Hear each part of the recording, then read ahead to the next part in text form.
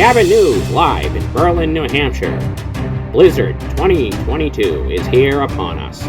Folks, prepare to shovel, prepare to snowblow, and prepare to plow as the snow begins to deepen, temperatures begin to drop, and winds become to get stronger. Prepare for heavy amounts of snow. As you can see here, bread and milk are gone again. Residents. We ask local resident how they're going to handle the storm. Beer, snow, cold, snow, beer, ski mobiles. That's how we'll get by. And a shovel. And a nice coffee or two. Will you be able to handle a storm? But we'll handle the blizzard just fine. Thank you very much.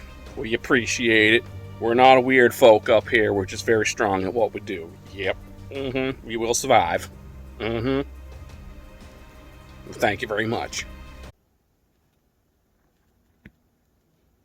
Yeah, it's all beautiful and it sucks at the same time.